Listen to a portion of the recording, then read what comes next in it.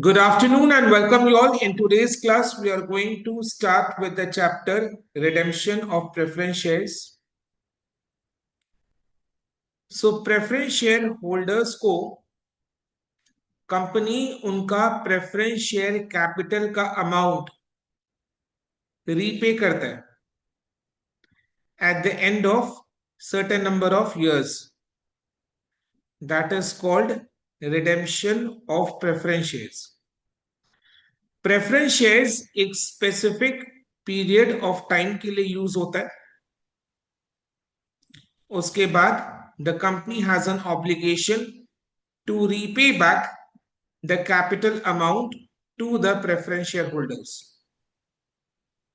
इस रीपेमेंट के प्रोसेस को अपने रिडेम्पशन ऑफ प्रेफरेंस शेयर्स बोलते हैं. Preference shares can be redeemed at par और एट प्रीमियम. रिडेम्पशन के लिए तीन ही एंट्रीज है. तीन एंट्रीज क्या है? सबसे पहले रिडेम्पशन का अमाउंट को ड्यू करेंगे. रिडेम्पशन का अमाउंट को ड्यू करेंगे.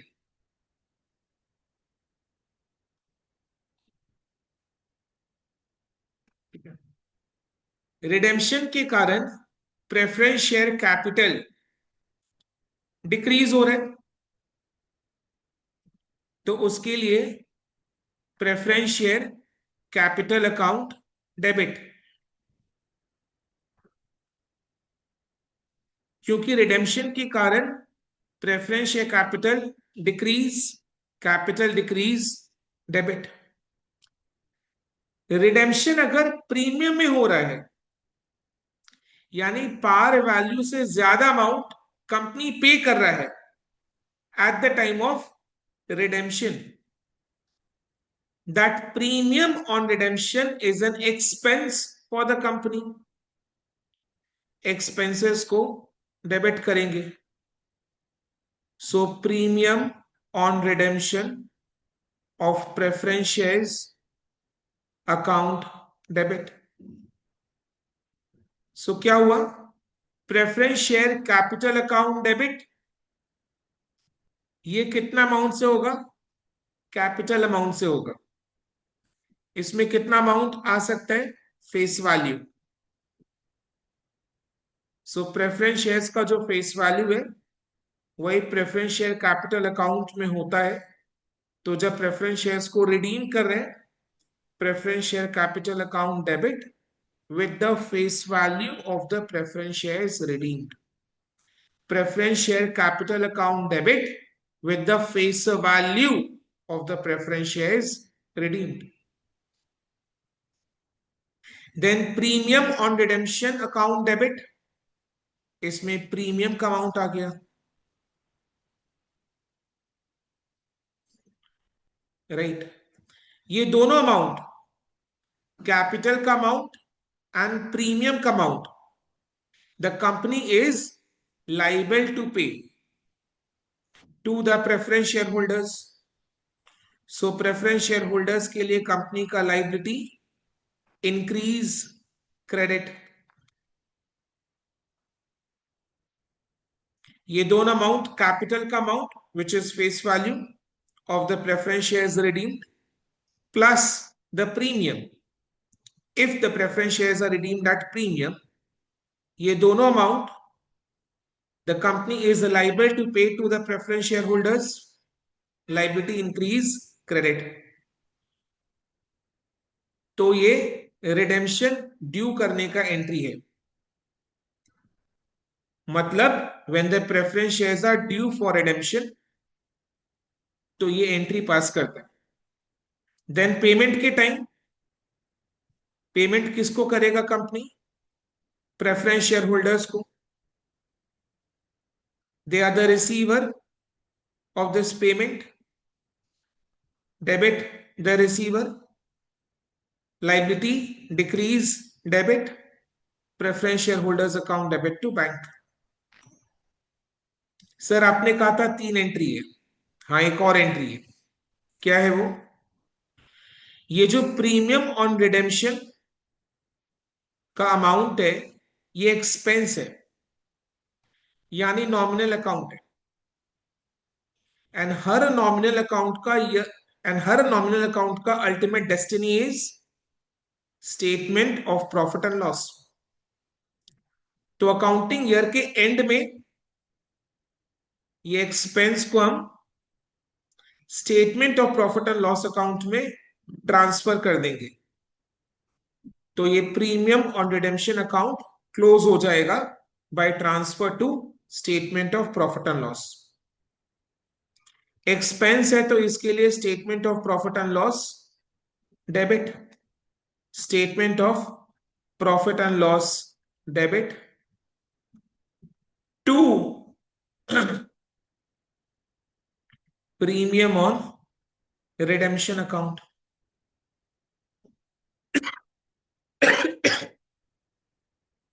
आई बात समझ में? तो रिडेम्पशन का ये 3 एंट्रीज है। सबसे पहले redemption due, preference share capital account debit with the face value of the preference shares redeemed. Premium on redemption account debit with the amount of premium to preference shareholders. Total amount to be paid on redemption. Second, payment का entry, preference shareholders account debit to bank. Third, premium on redemption को write off करने का entry in statement of profit and loss. उसके लिए statement of profit and loss debit to premium on redemption. अब companies act क्या बोलता है? जब प्रेफरेंस शेयर जब प्रेफरेंस शेयर्स रिडीम्ड हो रहे हैं तो कंपनी का कैपिटल डिक्रीज हो रहा है, यानी कंपनी के कैपिटल में एक गैप क्रिएट हो रहा है, कैपिटल डिक्रीज हो रहा है। कैपिटल डिक्रीज होने से कंपनी का डेट इक्विटी रेशियो इंक्रीज हो जाता है, क्योंकि equity which is owner's fund में प्रेफरेंस शेयर कैपिटल भी आता है। तो क्योंकि इक्विटी डिक्रीज हो रहा है तो उसके कंपैरिजन में डेट बढ़ा हुआ दिखाई दे रहा है। सो कंपनी का debt equity ratio increase, so company का फाइनेंशियल रिस्क इंक्रीज हो जाता है, जिससे कि कंपनी के लेंडर्स को इनसिक्योरिटी फील होता है। तो इसलिए कंपनीज एक्ट 2013 ने क्या कहा, क्या बताया हुआ है कंपनीज एक्ट 2013 में कि प्रेफरेंस शेयर्स को रिडीम करने से पहले, यानी ये 3 एंट्रीज पास करने से पहले, प्रेफरेंस शेयर्स को रिडीम करने से पहले, ये 3 एंट्रीज पास करने से पहले रिडेम्पशन के कारण कैपिटल जितना से डिक्रीज हो रहा है, रिडेम्पशन के कारण कैपिटल जितना से डिक्रीज हो रहा है, कैपिटल कितना से डिक्रीज हो रहा है? Face value of the preference shares redeem. तो कंपनीज एक्ट 2013 क्या बोलते हैं? रिडेम्पशन के कारण कैपिटल जितना से डिक्रीज हो रहा है, कितना से डिक्रीज हो रहा है? Face value of the preference shares redeem. देखो preference share capital account debit कितना से हो रहा है? Face value of the preference shares redeemed, so इतना अमाउंट से कैपिटल डिक्रीज हो रहा है। तो रिडेम्पशन करने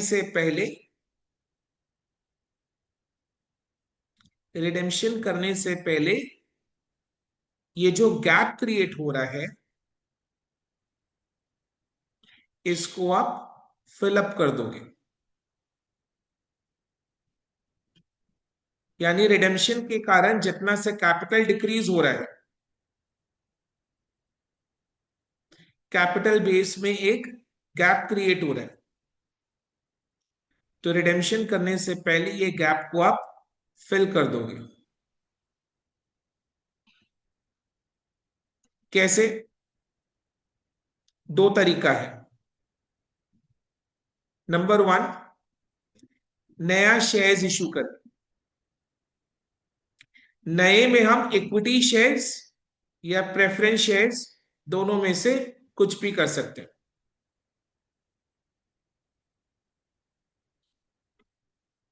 तो नंबर 1 में नया शेयर्स इशू कर सकते हैं, या तो नया इक्विटी शेयर्स या नया preference shares. Number 2, capital redemption reserve create करके।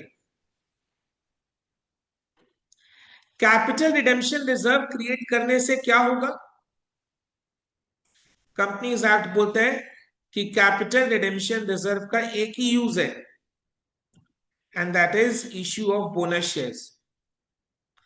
तो देर सवेर कंपनी अपने कैपिटल रिडेम्पशन रिजर्व का एक ही यूज कर सकता है, एकमात्र यूज है उसका, that is issue of bonus shares. तो कभी ना कभी कैपिटल रिडेम्पशन रिजर्व से कंपनी बोनस शेयर्स इशू करेगा। बोनस शेयर्स इशू करने से कंपनी का कैपिटल इंक्रीज। तो ये जो गैप क्रिएट हो रहा है रिडेम्पशन के कारण, ये फिल हो जाएगा। तो क्या बोला कंपनीज एक्ट 2013 ने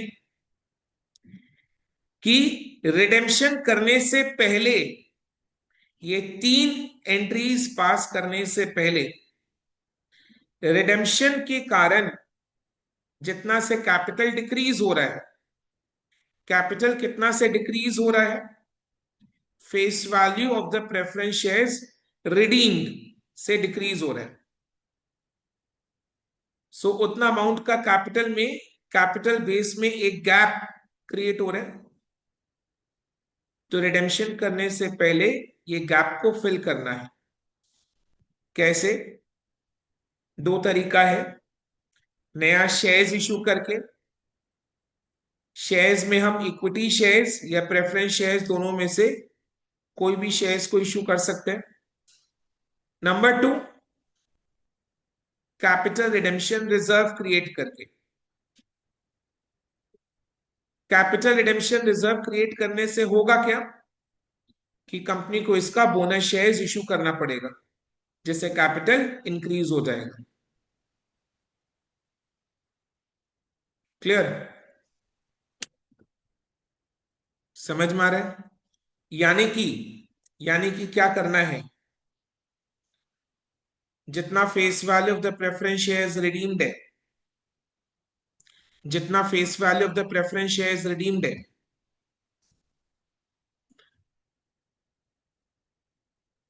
जितना द उतना अमाउंट का न्यू इशू का पेड अप कैपिटल होना चाहिए। अगर अपने नया शेयर्स इशू कर रहे हैं, कैपिटल बेस में जो गैप क्रिएट हो रहा है उसको फिल करने के लिए नया शेयर्स इशू कर रहे हैं, तो उस न्यू इशू का paid up capital amount, new issue का paid up capital amount should be equal to the face value of the preference shares redeemed, या फिर कैपिटल रिडेम्पशन रिजर्व का amount should be equal to the face value of the preference shares redeemed। And companies act 2013 ने यह भी कहा कि आप दोनों को पार्टली पार्टली यूज कर सकते हैं, यानी थोड़ा अमाउंट का नया शेयर्स इशू कर सकते हैं एंड थोड़ा अमाउंट का कैपिटल रिडेम्पशन रिजर्व क्रिएट कर सकते हैं। बस इतना याद रखना कि जितना अमाउंट से कैपिटल डिक्रीज हो रहा है, कितना से डिक्रीज हो रहा है? Face value of the preference shares redeemed, उतना अमाउंट का नया शेयर्स इशू करो जिसका पेड अप अमाउंट, या फिर कैपिटल रिडेम्पशन रिजर्व क्रिएट करो, या दोनों थोड़ा थोड़ा करो।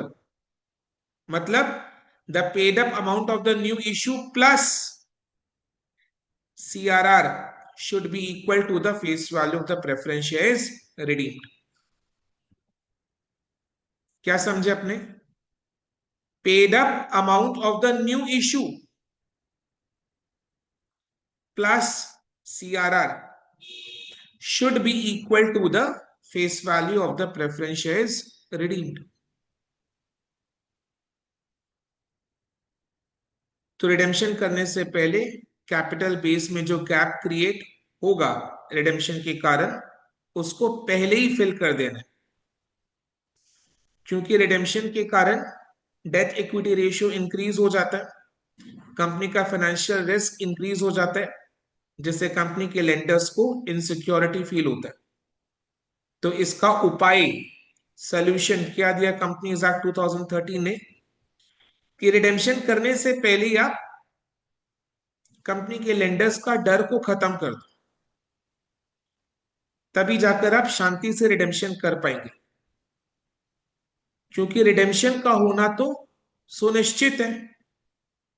प्रेफरेंस शेयर्स तो एक स्पेसिफिक टाइम पीरियड के लिए इश्यू होता है, अनलाइक इक्विटी शेयर्स तो लाइफ टाइम के लिए इश्यू होता है, बट प्रेफरेंस शेयर्स तो एक स्पेसिफिक टाइम पीरियड के लिए इश्यू होता है। So after that certain number of years, company has an obligation to redeem the preference shares. So redemption सुनिश्चित है, redemption तो होगा ही, बट redemption के कारण क्या हो रहा है, कैपिटल डिक्रीज हो रहा है, कंपनी का इक्विटी कम हो रहा है, जिसके कारण डेट इक्विटी रेशियो इंक्रीज हो जा रहा है, फाइनेंशियल रिस्क बढ़ जा रहा है, लेंडर्स को इनसिक्योरिटी फील हो रहा है।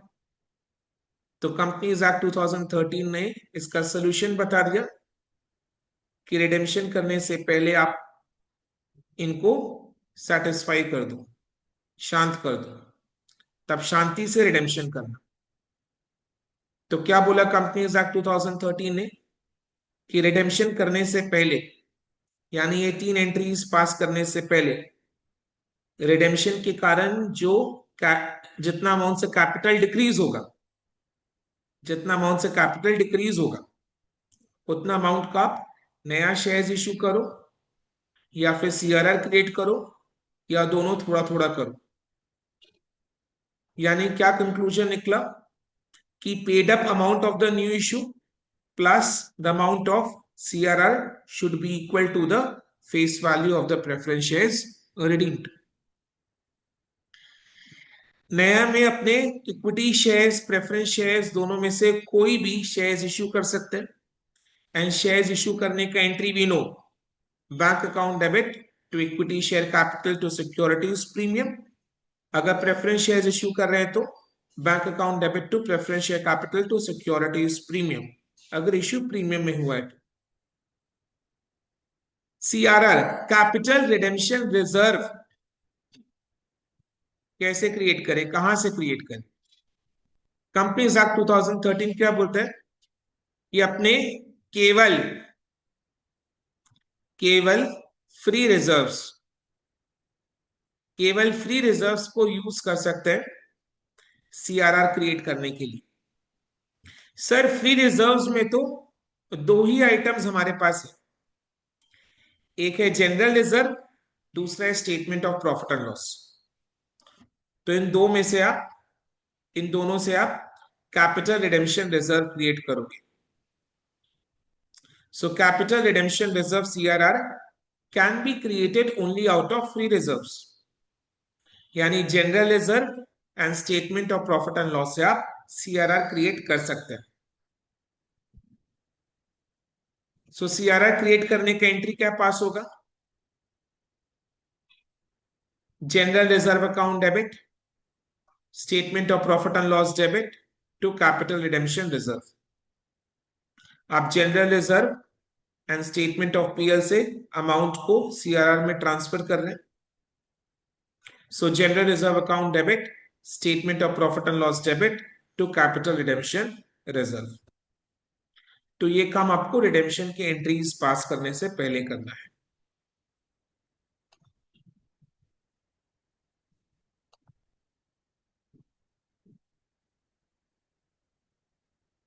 चलो आओ एक एक करके इंस्टीट्यूट के स्टडी मटेरियल के इलस्ट्रेशंस को सॉल्व करते हैं। Illustration 1, Hinduja company limited had 5,008% redeemable preference shares of rupees 100 each, fully paid up. अच्छा, एक चीज और, फुल्ली पेड अप से याद आया कि only those preference shares can be redeemed which are fully paid up, यानी only fully paid up preference shares can be redeemed. अगर कोई preference shares partly paid up है, यानी अगर किसी प्रेफरेंस शेयर का कॉल्स इन अरियर है, तो जब तक वो कॉल का पैसा रिसीव नहीं हो जाता, यानी unless unless the preference shares are fully paid up, they can not be redeemed. So redemption करने से पहले एक क्राइटेरिया को चेक कर रहे हैं कि preference shares are fully paid up और नॉट. तो रिडेम्पशन करना है, तो रिडेम्पशन करने से पहले preference shares should be fully paid up. तो इधर में कितना नंबर ऑफ प्रेफरेंस शेयर्स को रिडीम कर रहे हैं? 5,000 प्रेफरेंस शेयर्स को रिडीम कर रहे हैं. एक प्रेफरेंस शेयर का फेस वैल्यू 100 रुपीज है. The company decided to redeem these preference shares at par. par में रिडीम करना है by issue of sufficient number of equity shares.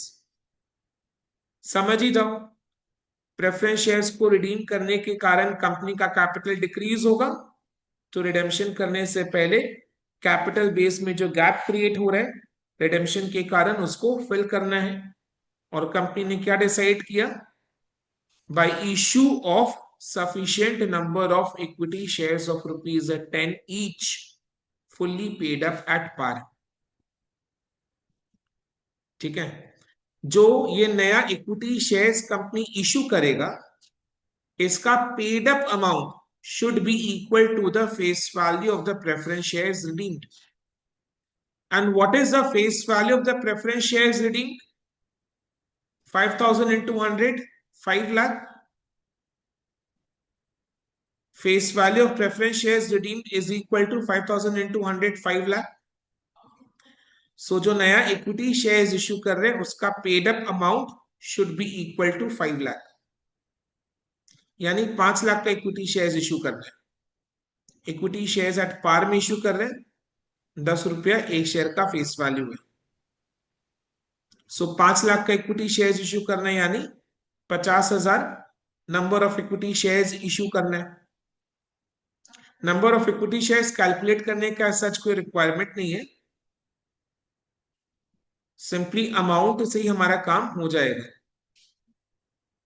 So bank पहले नया इक्विटी शेयर्स इशू करेंगे, रिडेम्पशन से पहले गैप को फिल करने का काम करना है.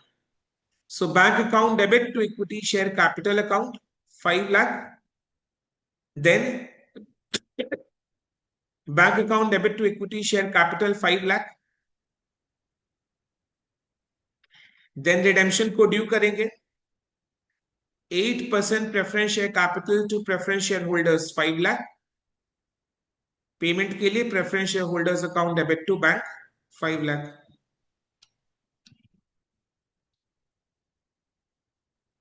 Illustration 2. C Limited had 10,000 10% redeemable preference shares of rupees 100 each, fully paid up. So what is the face value of the preference shares redeemed? 10,000 into 100, 10 lakhs. The company decided to redeem these preference shares at par. par में redeem करेगा. How? By issue of sufficient number of equity shares of rupees 10 each. So कैसे redeem कर रहे हैं? नया equity shares issue करके. Equity share का face value ₹10 है, और इशू किस प्राइस पर कर रहे हैं? At a premium of ₹2 per share as fully paid up, यानी प्रीमियम में इशू कर रहे हैं. प्रीमियम पर शेयर कितना? ₹2. So what is the issue price?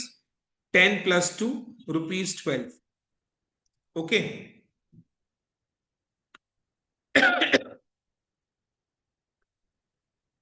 तो क्या कंडीशन है कंपनीज एक्ट 2013 का? जब नया शेयर्स इशू हो रहा है, then paid up capital of the new issue should be equal to the face value of the preference shares redeemed. Face value of the preference shares redeem 10 lakh है. So paid up capital of the new issue should be equal to 10 lakh rupees. 10 lakh paid up capital amount. Paid up capital amount यानी equity share capital में 10 lakh credit होना चाहिए. Paid up capital amount यानी equity share capital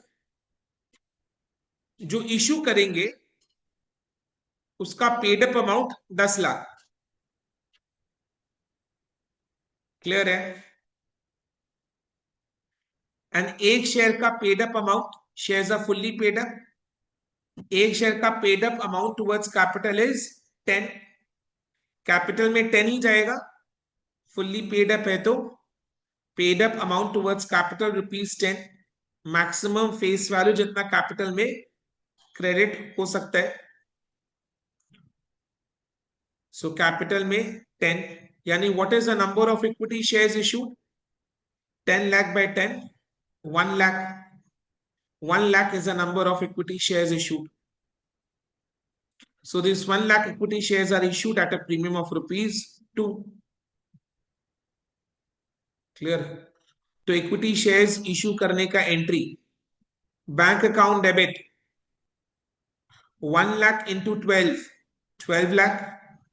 to equity share capital account 1 lakh into 10 lakh. To securities premium 1 lakh into 2 lakh. Clear है? Then preference shares को redeem करने का काम करना है. तो पहले due preference share holders account 10% preference share capital account debit to preference share holders account 10 lakh. 10% preference shares capital account debit to preference share holders account 10 lakh. Then payment के लिए preference share holders account debit to bank 10 lakh. समझने वाली बात क्या है कि जितना से preference share capital account debit हो रहा है, जो नया शेयर्स अपने इशू कर रहे हैं उसके लिए कैपिटल अकाउंट 10 लाख से ही क्रेडिट होना चाहिए.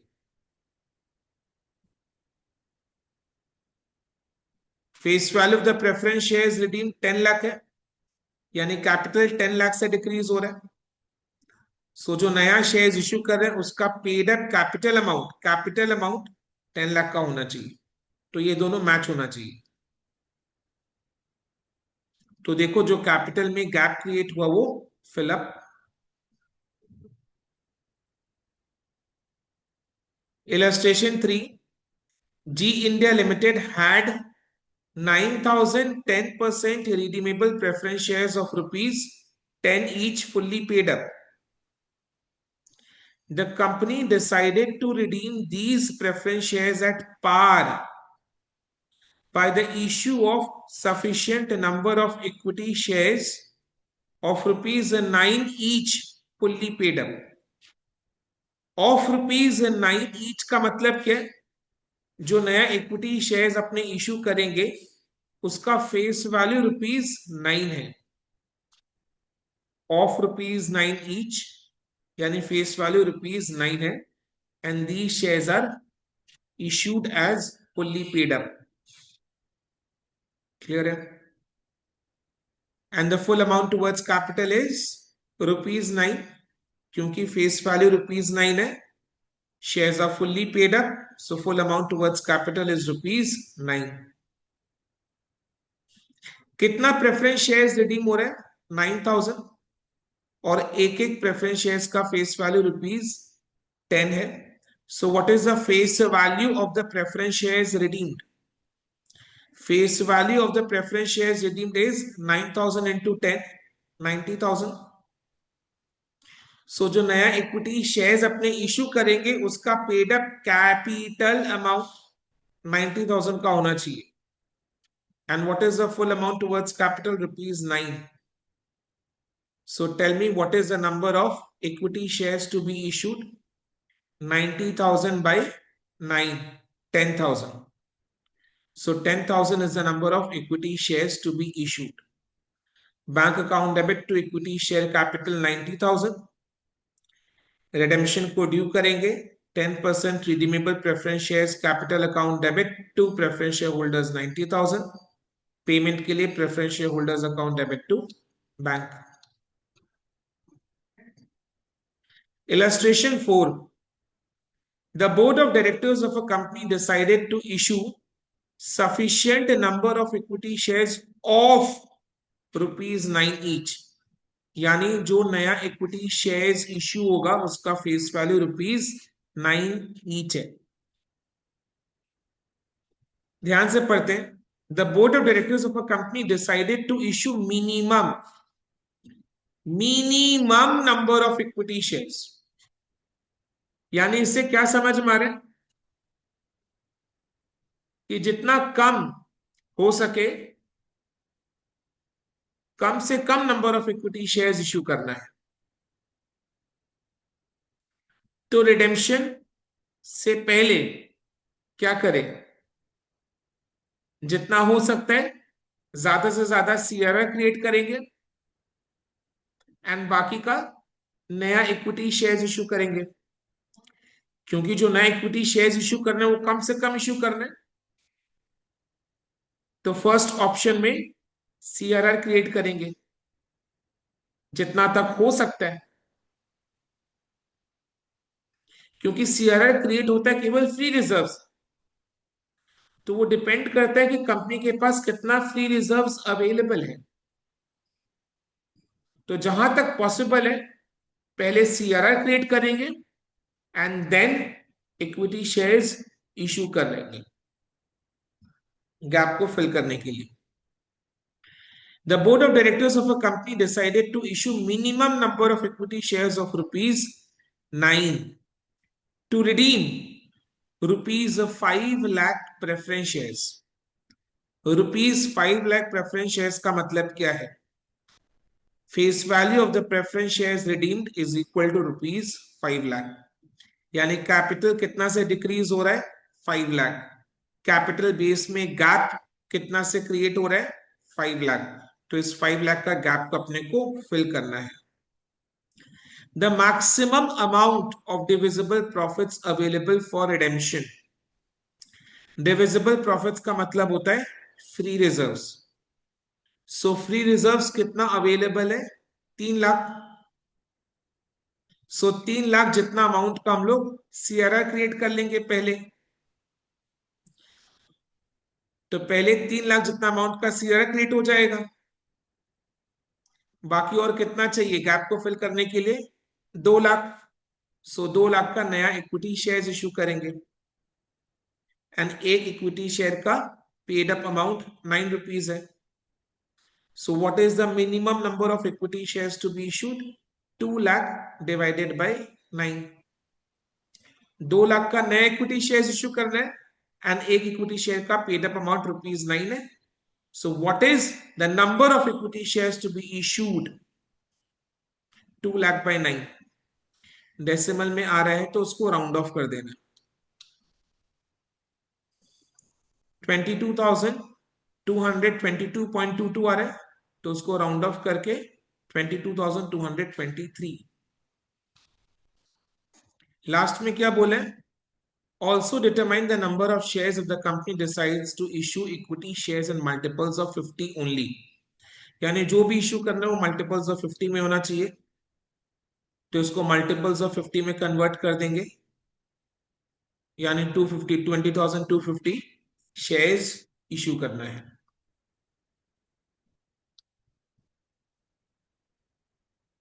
इलस्ट्रेशन 5। इंपॉर्टेंट इलस्ट्रेशन है, important. The share capital of the company consisted of 50 rupees 50 each equity shares of rupees 2,25,000.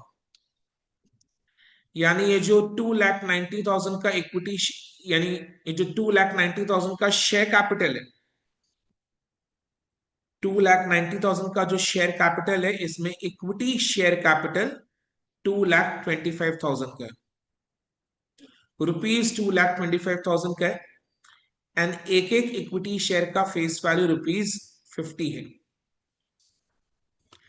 The share capital of the company, कितना है share capital? 2,90,000, consist of rupees 50 each equity shares of rupees 2,25,000, यानी ये rupees 2,90,000 में rupees 2,25,000 equity share capital है and एक equity share का face value rupees 50 है। And rupees 100 each preference shares of rupees 65,000। सो ये जो शेयर कैपिटल है, इसमें प्रेफरेंस शेयर कैपिटल रुपीज 65,000 का है एंड एक प्रेफरेंस शेयर्स का फेस वैल्यू रुपीज 100 है। ओके, तो मेरे को शेयर कैपिटल का ब्रेकअप मिल गया। 2,90,000 में इक्विटी शेयर कैपिटल 2,25,000, एक इक्विटी शेयर का फेस वैल्यू रुपीज 50 एंड 2,90,000 में प्रेफरेंस शेयर कैपिटल रुपीज 65,000 और एक प्रेफरेंस शेयर का face value rupees 100। Okay, so what is the face value of the preference shares redeemed? 65,000। Face value of the preference shares redeemed is 65,000। Reserves and surplus comprises profit and loss only.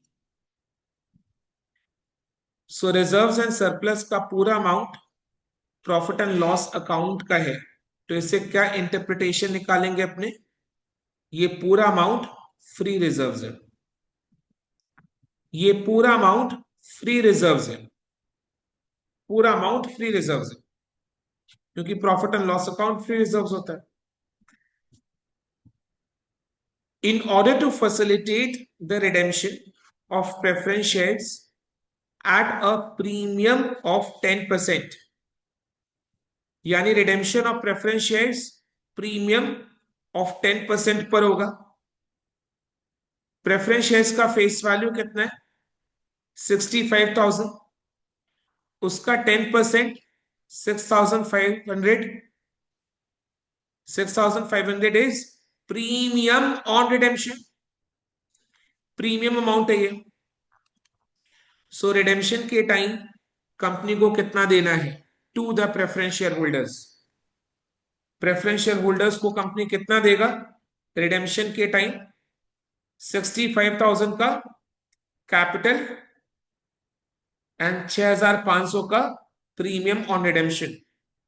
Total में company has to pay to the preference share holders 71,500। So total amount to be paid on redemption by the company to the preference shareholders is 71,500. Okay. So redemption के लिए company क्या कर रहे हैं? अपने investments को बेच रहे हैं। इन्वेस्टमेंट्स को बेचना as such does not have any legal connection with redemption। मतलब ऐसा नहीं कि रिडेम्पशन करने के लिए इन्वेस्टमेंट्स को बेचना पड़ता है, ऐसा कोई लीगल ऑब्लिगेशन नहीं है। इन्वेस्टमेंट्स को बेचा इसलिए जा रहा है, बेचने से रुपया आएगा तो थोड़ा हेल्प मिल जाएगा रिडेम्पशन का पेमेंट करने के लिए, तो इसी कारण से इन्वेस्टमेंट्स को बेच रहे। अदरवाइज इन्वेस्टमेंट्स को बेचने का कोई लीगल ऑब्लिगेशन नहीं है रिडेम्पशन करने के लिए। ऐसा नहीं कि रिडेम्पशन करना है तो इन्वेस्टमेंट्स को बेचना होगा, नो। स्ट्रक्चर एज सच कोई लीगल ऑब्लिगेशन नहीं है, बट इन्वेस्टमेंट्स को क्यों बेच रहे? ताकि थोड़ा पैसा आ जाए बेचकर, जिससे रिडेम्पशन का पेमेंट करने के लिए हेल्प हो। फंड्स जुगाड़ कर रहा है बेसिकली। तो इन्वेस्टमेंट्स को बेचा है कितना में, 15,000। और इन्वेस्टमेंट्स अपने को बैलेंस शीट में कितना दिखाई दे रहा है, 18,500। और इसको बेचा कितना में, 15,000। तो इन्वेस्टमेंट्स को बेचने का जर्नल एंट्री पहले पास होगा। इन्वेस्टमेंट्स को बेचा कितना में, 15,000। Bank account debit 15,000। इन्वेस्टमेंट्स का बुक वैल्यू बैलेंस शीट में 18,500, बेचा 15,000 में। यानी 18,500 के इन्वेस्टमेंट को 15,000 में बेचा तो 3,500 का लॉस। लॉस के लिए statement of profit and loss debit 3,500। So bank account debit 15,000, statement of profit and loss debit 3,500 to investments 18,500। ये पहले एंट्री अपने लोग पास करेंगे। एक चीज आपने देखा, ये लॉस को हम प्रॉफिट एंड लॉस में डेबिट किए। इन्वेस्टमेंट्स को बेचने के बाद हमारा प्रॉफिट एंड लॉस का बैलेंस कम हो जाएगा, क्योंकि अभी इन्वेस्टमेंट्स को बेचने के कारण 3,500 का लॉस हुआ। तो इसके कारण हमारा प्रॉफिट एंड लॉस का बैलेंस कम हो जाएगा 3,500 से। सो 48,000 माइनस 3,500 इज इक्वल टू 44,500। 44,500 अब प्रॉफिट एंड लॉस में है एज फ्री रिजर्व्स। यानी अभी फ्री रिजर्व्स का बैलेंस 44,500 है। Okay. B, to finance part of redemption, to finance part of redemption from company funds. मतलब क्या, कि पहले कंपनी के पास जितना फंड्स है उसको इस्तेमाल करेंगे। इससे क्या समझ में आ रहा है, कि नया इक्विटी शेयर्स इशू करने का काम लास्ट में होगा। पहले कंपनी के पास जो रुपया पड़ा हुआ है उसी को यूज करना है रिडेम्पशन करने के लिए। नया इक्विटी शेयर्स इशू करने का काम बाद में होगा, लास्ट में करेंगे। जब पैसा कम पड़ गया तो उसके लिए नया इक्विटी शेयर्स इशू करेंगे। मतलब जितना पैसा कम पड़ गया, पहले जहां तक हो सकता है कंपनी का फंड्स को यूज करना रिडेम्पशन करने के लिए, पर जितना पैसा कम पड़ गया उतना के लिए नया इक्विटी शेयर्स इशू कर देंगे। बिकॉज इक्विटी शेयर्स इशू करने से कंपनी का दो पर्पस फुलफिल होता है। पहला, नया शेयर्स इशू करने से रुपया आता है जो कि रिडेम्पशन का पेमेंट करने के लिए हेल्प करेगा। दूसरा, नया इक्विटी शेयर्स इशू करने से कैपिटल बेस में जो गैप है वो फिल हो जाएगा। तो दो पर्पस है, दो पर्पस सर्व हो रहे हैं। नए इक्विटी शेयर्स इशू करने से दो काम हो रहे हैं, रुपया आ रहा है, रिडेम्पशन का पेमेंट करने के लिए हेल्प होगा। एंड दूसरा, कैपिटल बेस में जो गैप क्रिएट हो रहा है वो फिल हो जाएगा। बट ये काम एंड में करेंगे, पहले कंपनी के फंड्स को यूज करेंगे। पैसा कम पड़ गया तो उतना अमाउंट का नया शेयर्स इशू कर देंगे। ठीक है। Subject to leaving a bank balance of 12,000। तो क्या बोल रहे हैं, कंपनी का फंड्स को यूज करना है, बट ऐसा नहीं कि पूरा बैंक खाली कर दो। बैंक में 12,000 छोड़ देना है। यानी रिडेम्पशन करने के बाद बैंक बैलेंस में कम से कम 12,000 होना चाहिए, नहीं तो फिर आगे ऑपरेशंस को कैसे चलाएंगे। कंपनी को ऑपरेशंस को चलाने के लिए रुपया चाहिए। तो ऐसा नहीं कि रिडेम्पशन के कारण पूरा बैंक खाली कर दो आप। रिडेम्पशन के बाद बैंक में 12,000 छोड़ देना भाई, आगे के ऑपरेशंस को चलाने के लिए। क्लियर। तो अभी हम हिसाब लगाते हैं। क्या हिसाब लगाते हैं? जैसे रिडेम्पशन के लिए कंपनी को कितना पेमेंट करना है? 71,500। रिडेम्पशन करने के लिए कंपनी को पेमेंट कितना करना है? 71,500। एंड रिडेम्पशन करने के बाद बैंक में कितना बैलेंस बचना चाहिए? कम से कम 12,000। तो 12,000 बैंक में छोड़ना है। यानी कंपनी को कितना रुपया चाहिए? 71,500 प्रेफरेंस शेयर होल्डर्स को पेमेंट करने के लिए, एंड 12,000 बैंक में छोड़ना है। तो कंपनी का फंड्स रिक्वायरमेंट 83,500 का है। फंड्स रिक्वायरमेंट 83,500 का है। अब हिसाब लगा लो कंपनी के पास कितना फंड्स अवेलेबल है। देखो बैलेंस शीट में पहले से कंपनी के पास 31,000 है बैंक में।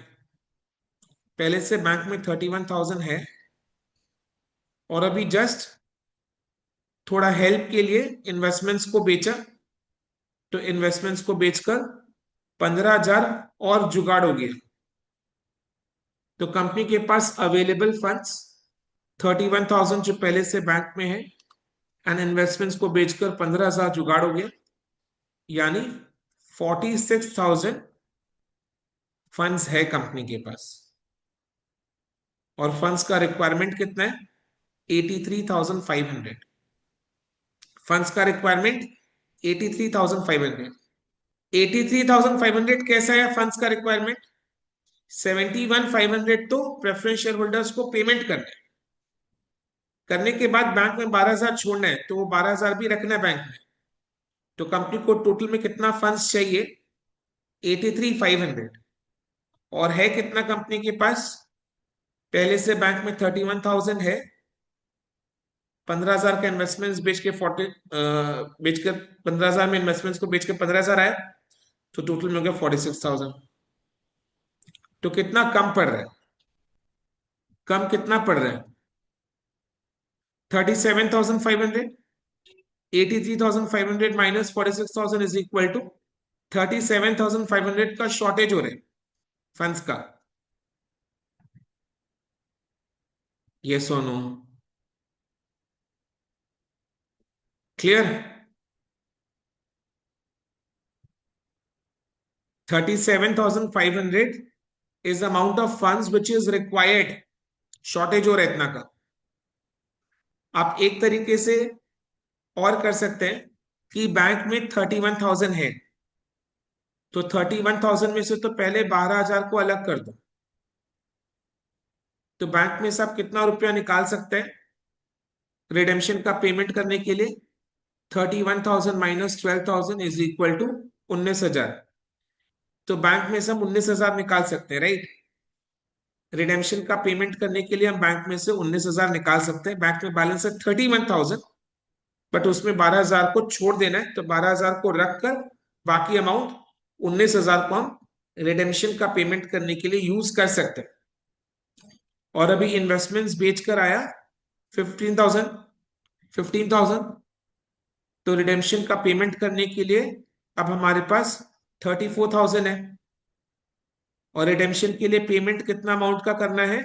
71,500 पेमेंट करना है। 71,500 फॉर रिडेम्पशन, और उसके लिए अवेलेबल फंड्स 34,000 है। So what is the balance funds required?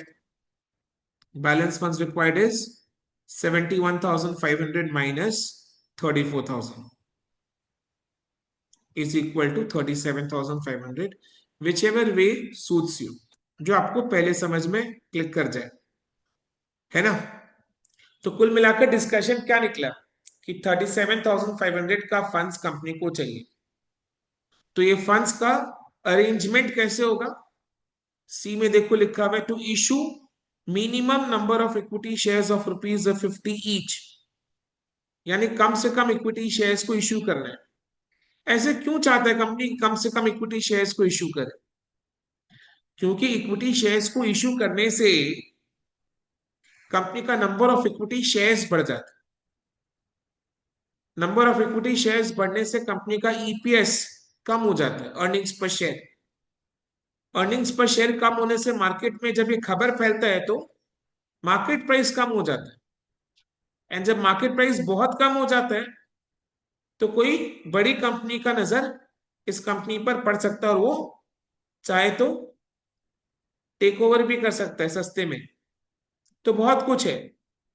और दूसरा, इक्विटी शेयर्स बढ़ने से कंपनी का डाइल्यूशन ऑफ कंट्रोल हो जाता है। नंबर ऑफ इक्विटी शेयर्स बढ़ने से इक्विटी शेयर होल्डर्स की संख्या बढ़ गई, यानी कंपनी में ओनरशिप का डाइल्यूशन हो गया, डाइल्यूशन ऑफ कंट्रोल, फैल गया ओनरशिप और, तो वो भी झमेला का काम है।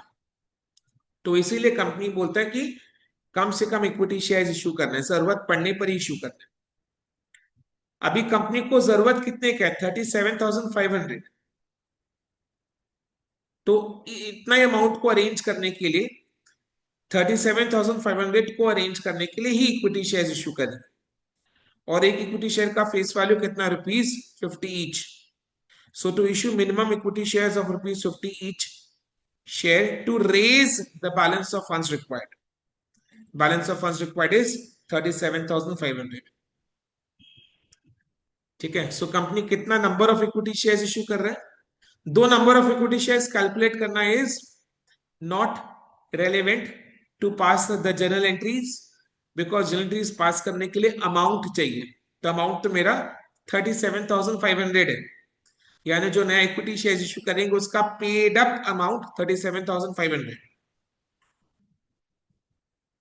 ठीक है। तो नंबर ऑफ इक्विटी शेयर्स कितना निकला? 750। ओके। तो कंपनी तो 37,500 का नया इक्विटी शेयर्स इशू करेगा। Bank account debit to equity share capital 37,500। नया इक्विटी शेयर्स इशू करने से दो काम हुआ है।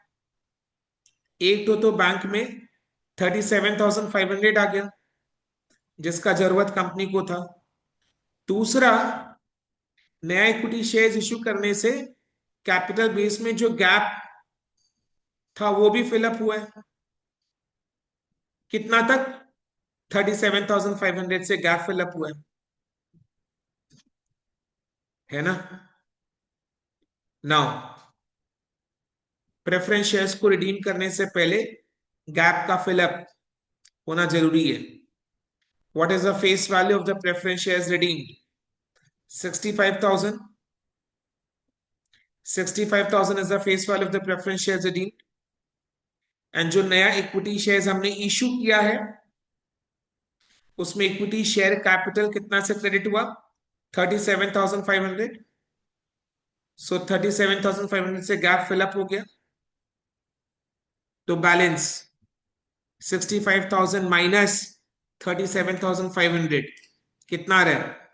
27,500। तो हम लोग सी आर आर क्रिएट करेंगे। तो सी आर आर क्रिएट करना है 27,500 का। सी आर आर कैसे क्रिएट करना है? फ्री रिजर्व से। क्या फ्री रिजर्व में बैलेंस है? हाँ बिल्कुल है। फ्री रिजर्व में statement of profit and loss है and statement of profit and loss में 44,500 है। तो सफिशिएंट बैलेंस अवेलेबल है इन फ्री रिजर्व्स, तो सीआरआर क्रिएट हो जाएगा। तो सीआरआर क्रिएट करने के लिए entry statement of profit and loss debit to capital redemption reserve 27,500। तो गैप फिलअप हो गया। 37,500 का इक्विटी शेयर्स इशू है, 27,500 का सीआरआर क्रिएट हुआ। कुल मिलाकर हो गया मेरा 65,000। ओके। नाउ अब रिडेम्पशन कर देंगे। रिडेम्पशन करने के लिए पहले रिडेम्पशन को ड्यू करना है। Preference share capital account debit 65,000. Premium on redemption account debit 6,500 to preference shareholders 71,500. Then payment preference shareholders to bank 71,500. Then premium on redemption 6,500 का राइट ऑफ करना है statement of profit and loss debit to statement of profit and loss debit to premium on redemption.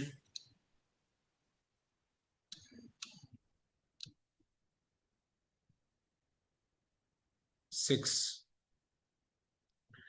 The following are extracts from the balance sheet of ABC Limited as on 31st December 2022. Share capital में 40,000 equity shares of rupees 10 each fully paid 4 lakh. 1,000 10% redeemable preference shares of rupees 100 each 1 lakh. Reserves and surplus में capital reserve free reserve नहीं है, इससे हम CRR create नहीं कर सकते. Securities premium भी फ्री रिजर्व नहीं है, तो इससे भी हम सीआरआर क्रिएट नहीं कर सकते. सीआरआर क्रिएट केवल फ्री रिजर्व से हो सकता है.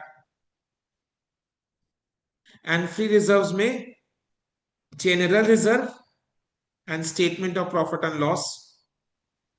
जनरल रिजर्व में 75,000 है, statement of profit and loss में 35,000 है, यानी कुल मिलाकर 1,10,000 है in the free reserves. On 1st Jan 2023, the board of directors decided to redeem the preference shares at par. At par, what is the par value, face value of the preference shares redeemed? 1 lakh.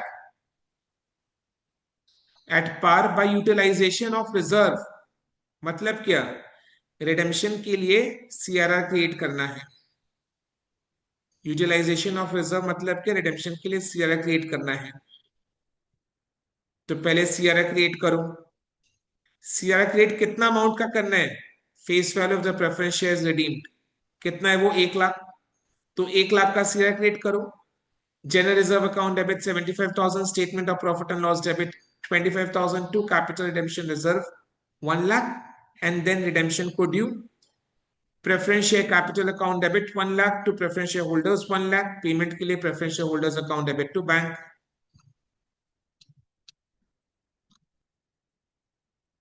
Illustration 7. C Limited had 3,012% redeemable preference shares of rupees 100 each fully paid up. So what is the face value of the preference shares redeemed? 3,000 into 100 is 3 lakh. The company had to redeem these shares at a premium of 10%. So 10% premium में redeem करना है, यानी premium on redemption हुआ 30,000. It was decided by the company to issue the following: 25,000 equity shares of rupees 10 each at par. So bank account debit to equity share capital 25,000 into 10, 2,50,000. 2,50,000, right? Roman 2 में 1,014% debentures of rupees 100 each. Bank account debit to 14% debentures account 1 lakh. अच्छा, एक चीज, issue of debentures has no legal connection और legal obligation with redemption of preference shares. ऐसा कहीं पर कानून में नहीं लिखा हुआ है कि प्रेफरेंस शेयर्स को रिडीम करने के लिए डिबेंचर्स इशू करना पड़ता है. ये डिबेंचर्स इशू कंपनी अपने मर्जी से कर रहा है. इसका रिडेम्पशन ऑफ प्रेफरेंस शेयर से कोई कनेक्शन नहीं है.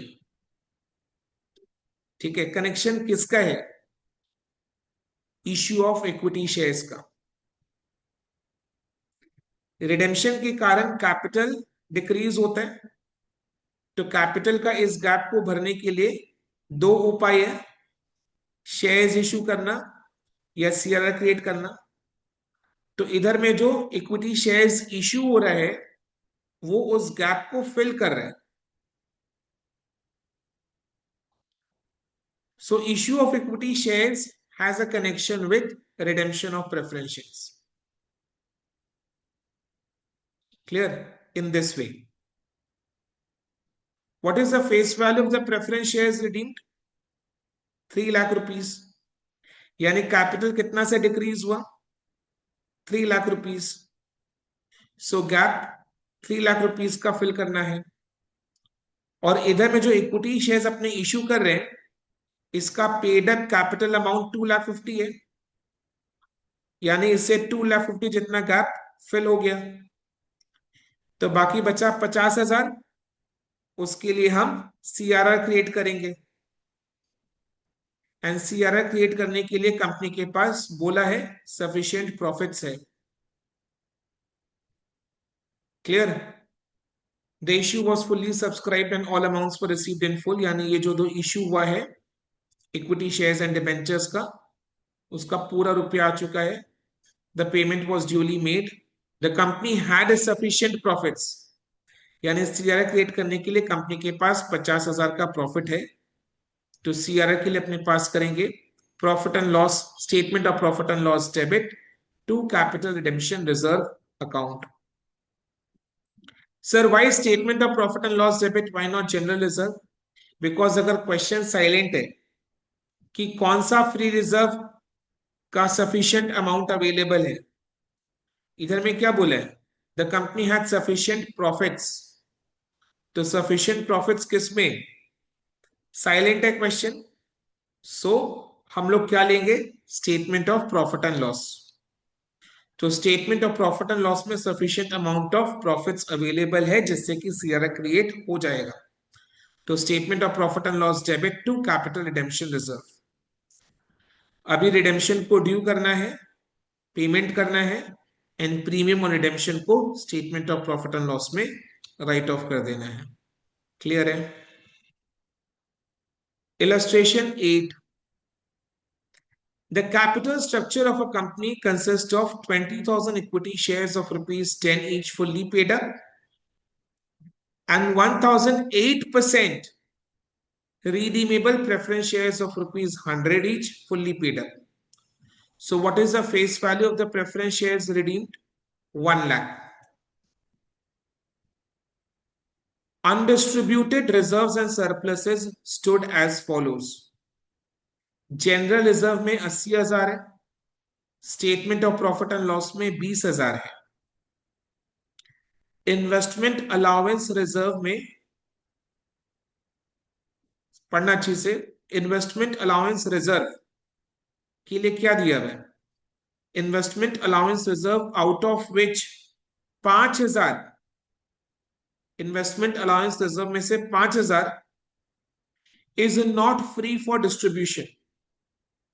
यानी इन्वेस्टमेंट अलाउंस रिजर्व में से 5,000 is not free reserve. Something which is not free for distribution as dividend is not a free reserve. So investment allowance reserve में से 5,000 is not free reserve. और इन्वेस्टमेंट अलाउंस रिजर्व में वैसे है कितना? 10,000. Investment allowance reserve में 10,000 है जिसमें से 5,000 फ्री रिजर्व्स नहीं है. तो बाकी 5,000 फ्री रिजर्व्स है.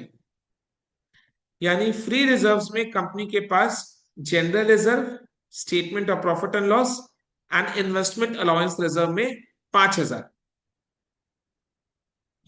सिक्योरिटीज प्रीमियम फ्री रिजर्व नहीं होता है. इसको कैपिटल रिडेम्पशन रिजर्व क्रिएट करने के लिए इस्तेमाल नहीं कर सकते. कैश एट बैंक 98,000 का है. Preference shares are to be redeemed. Preference shares are to be redeemed at a premium of 10%. What is the face value of the preference shares redeemed? 1 lakh. 1 lakh का 10%, 10,000 is premium on redemption. यानी redemption के time company needs to pay 1,10,000. 1,10,000 to the preference shareholders. तो company को payment कितना करना है? 1,10,000. जबकि हम कैश एट बैंक कितना देख पा रहे? केवल 98,000. यानी फंड्स का शॉर्टेज दिखाई दे रहे हैं। आगे क्या बोला हुआ है? For the purpose of redemption the directors are empowered, the directors are empowered to make fresh issue. For the purpose of redemption, the directors are empowered to make fresh issue of equity shares at par. यानी redemption के लिए directors के पास authority है कि वो नया equity shares issue कर सकता है at par after utilising the undistributed reserves and surpluses. After utilising the undistributed reserves and surpluses का मतलब क्या है कि पहले जहां तक हो सकता है सीआरआर क्रिएट करेंगे। सीआरआर रिजर्व से क्रिएट होता है। सो पहले जहां तक हो सकता है, to the extent it is possible, the company will create CRR and then shall issue new equity shares for the purpose of redemption. ठीक है, आगे क्या लिखा हुआ है? Subject to the condition that, subject to the condition that a sum of rupees 20,000 shall be retained in general reserve, shall be retained in general reserve which should not be utilized। यानी general reserve में 20,000 utilise नहीं कर सकते, यानी general reserve में 20,000 utilise नहीं कर सकते, तो जनरल रिजर्व में फ्री रिजर्व्स का अमाउंट कितना है? 60,000। जनरल रिजर्व में 80,000 का बैलेंस था, जिसमें से 20,000 पर रेस्ट्रिक्शन है, वो फ्री नहीं है, तो फ्री कितना है? 60,000। पास है journal entries to give effect to the above arrangement. इसमें एक खास चीज को, दो खास चीज। पहला खास चीज ये कि बैंक बैलेंस कम है, तो रिडेम्पशन का पेमेंट करने से पहले हम लोग को एक बार बैंक बैलेंस रीचेक करना पड़ेगा कि बैंक में सफिशिएंट अमाउंट आया कि नहीं आया, नहीं तो हम रिडेम्पशन का पेमेंट नहीं कर पाएंगे। तो रिडेम्पशन का पेमेंट करने से पहले अपने को बैंक बैलेंस को रीचेक करना है, रिकैलकुलेट करना है कि बैंक में सब कुछ करने के बाद सफिशिएंट अमाउंट आया कि नहीं आया to make the payment for redemption. Number two, ये है, नंबर टू ये है, प्रीमियम ऑन रिडेम्पशन 10,000 है। ध्यान से सुनो, नंबर टू वाले चीज को ध्यान से सुना। रिडेम्पशन एट 10% प्रीमियम में हो रहा है, प्रीमियम ऑन रिडेम्पशन 10,000 है। 10,000 का प्रीमियम ऑन रिडेम्पशन हम लोग लास्ट में statement of profit and loss में डेबिट कर देते हैं। तो 10,000 लास्ट में statement of profit and loss में डेबिट करना है। सर ये चीज तो हम लोग को पता है, या एडिशनल क्यों बोल रहे हो? इसीलिए बोल रहा हूं कि सीआरआर क्रिएट करने के लिए आप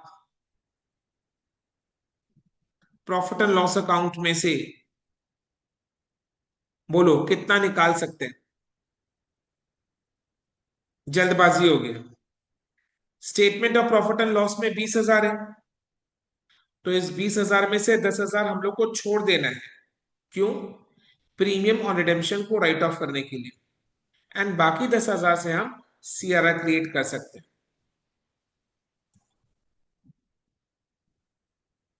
प्रीमियम और रिडेम्पशन को अपने statement of profit and loss में डेबिट करते हैं, तो वो करने के लिए statement of profit and loss में 10,000 छोड़ देना है। Statement of profit and loss में 20,000 है, 20,000 में से 10,000 छोड़ देना है। क्यों? To write off premium on redemption. तो बाकी 10,000 को हम यूज कर सकते हैं सीआरआर क्रिएट करने के लिए। तो ये इंपॉर्टेंट है इस क्वेश्चन में। क्लियर? ये दो चीज,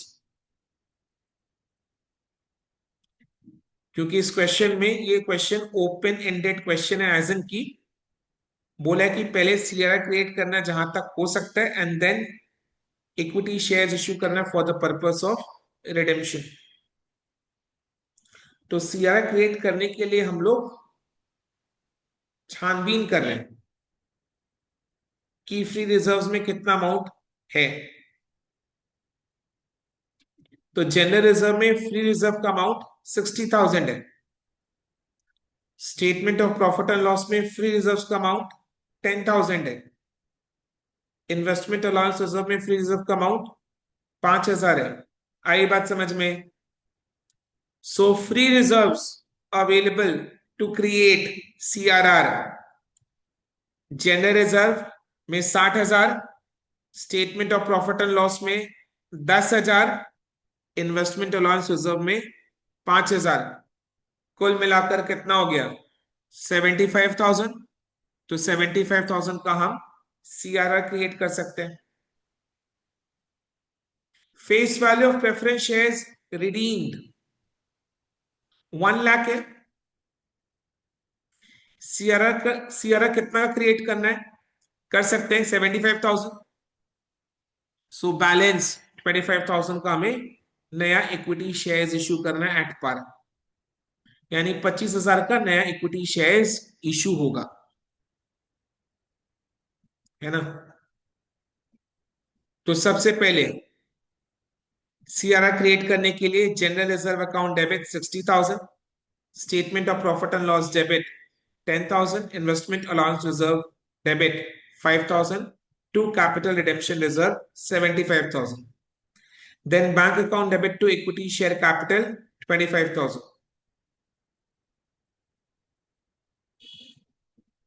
बैंक अकाउंट डेबिट 25,000 करने से देखो बैंक बैलेंस 25,000 से इंक्रीज हो जा रहा है, यानी अभी बैंक में हमारे पास 98,000 प्लस 25,000 इज इक्वल टू 1,23,000 है।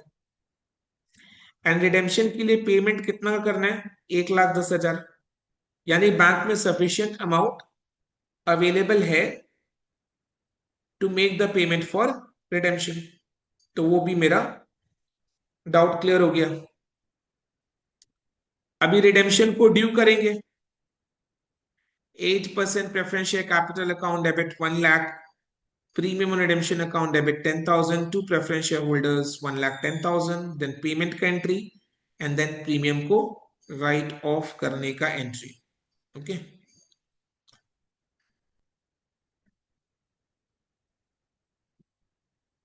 आई बात समझ में? इलस्ट्रेशन 9, इलस्ट्रेशन 9 में आ जाओ।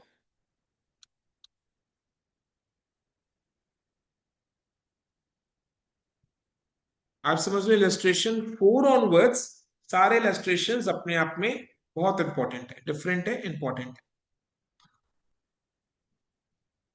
The balance sheet of XYZ Limited as of 31st March 2021, inter alia means among other things, includes the following information.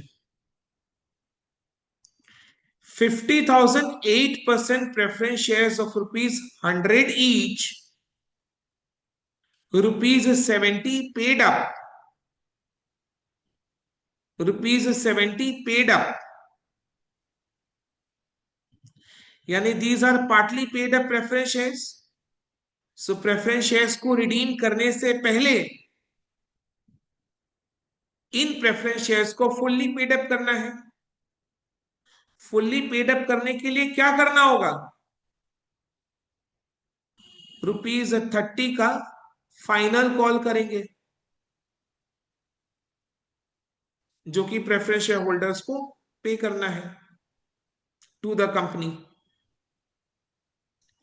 सो पहले प्रेफरेंस शेयर का फाइनल कॉल को ड्यू, देन उसका रुपया रिसीव करेंगे from the preference share holders to make the preference shares fully paid up. तो इसके लिए क्या एंट्री पास होगा? Preference share final call account debit 50,000 into 30, 15 lakh to 8% preference share capital 15 lakh. Then bank account debit to preference share final call account 15 lakh. Now the preference shares are fully paid up. Fully paid up. Preference shares are fully paid up. Now you tell me, fully paid up होने के बाद preference share capital में कितना amount दिखाई देगा? 50 लाख. 15 लाख का final call करके amount receive किया, वो कैपिटल अकाउंट में क्रेडिट हुआ 15 lakh. Shares are now fully paid up. 50,000 preference shares है, एक शेयर का फेस वैल्यू ₹100. तो fully paid up capital amount is 50,000 into 100, 50 lakh.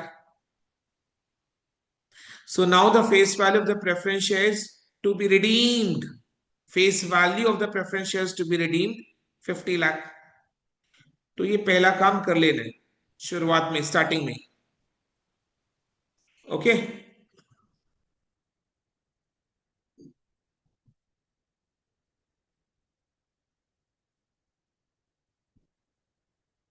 Perfect. Face value of the preference shares redeemed is ₹50 lakh. ये question करने के लिए नहीं बोलेगा, एग्जामिनर टेस्ट करेगा कि आपको ये चीज पता है कि नहीं. देन कंपनी ने already 1 lakh equity shares issue कर रखा था of ₹100 each, fully paid up. Reserves and surplus में कंपनी के पास सिक्योरिटीज प्रीमियम है. सिक्योरिटीज प्रीमियम फ्री रिजर्व्स नहीं होता है. और कैपिटल रिडेम्पशन रिजर्व तो वैसे भी फ्री रिजर्व नहीं होता है. कैपिटल रिडेम्पशन रिजर्व से थोड़ी ना अपने कैपिटल रिडेम्पशन रिजर्व क्रिएट कर सकते हैं, नहीं ना. तो ये जो capital redemption reserve balance sheet में दिखाई दे रहा है, इसका मतलब क्या समझ में आ रहा है कि इससे पहले भी प्रेफरेंस शेयर्स रिडीम हुआ था, कोई दूसरा प्रेफरेंस शेयर्स रिडीम हुआ था, जिसके कारण ये सीआरआर क्रिएट हुआ था. तो ये पहले जो प्रेफरेंस शेयर्स रिडीम हुआ था, दूसरा कोई प्रेफरेंस शेयर्स रिडीम हुआ था, उसके लिए जो सीआरआर क्रिएट हुआ था, ये वो अमाउंट है. तो ये तो फ्री रिजर्व बिल्कुल भी नहीं है, क्योंकि इसका एक ही यूज है, that is issue of bonus shares. तो सीआरआर से हम सीआरआर क्रिएट नहीं कर सकते, सिर्फ बोनस शेयर्स इश्यू कर सकते हैं. यानी कुल मिलाकर फ्री रिजर्व्स मेरे पास है कितना? जनरल रिजर्व में 50 लाख, बैंक में 15 लाख है. आगे पढ़ रहे हैं. Under the terms of the issue, the preference shares are redeemable on 31st March 2022 at 5% premium. Premium में रिडीम करना है. Face value of the preference shares redeemed कितना है? 50 लाख. 50 लाख का 5% 2,50,000. ये प्रीमियम और रिडेम्पशन है. Well and fine. In order to finance the redemption, in order to finance the redemption, समझ में आ ही गया कि बैंक में बहुत ही कम अमाउंट है, तो रिडेम्पशन के लिए पैसे चाहिए. तो इसीलिए in order to finance the redemption, the company makes a right issue. Right issue का मतलब क्या? Right issue is normal issue, but it is an issue made to the existing equity shareholders. जैसा नॉर्मल इश्यू में अपने लोग shares public में issue करते हैं, open to the public at large. Right issue जो होता है वो एग्जिस्टिंग इक्विटी शेयर होल्डर्स को इश्यू किया जाता है. यानी जिनके पास ऑलरेडी कंपनी का शेयर्स है, तो उनको नया शेयर्स इश्यू कर रहे हैं पैसे लेकर उनसे. राइट इश्यू का एक एडवांटेज क्या है टू द शेयर होल्डर्स, कि राइट इश्यू का जो प्राइस होता है वो मार्केट से कम होता है. राइट इश्यू प्रीमियम में हो सकता है, यानी राइट इश्यू का इश्यू प्राइस प्रीमियम में हो सकता है, बट वो जो इश्यू प्राइस है एट प्रीमियम, वो मार्केट प्राइस से कम में हो. यानी अल्टीमेटली मार्केट प्राइस से कम इश्यू प्राइस पर राइट इश्यू होता है to the existing equity share holders. तो इसका जो एंट्रीज है वो नॉर्मल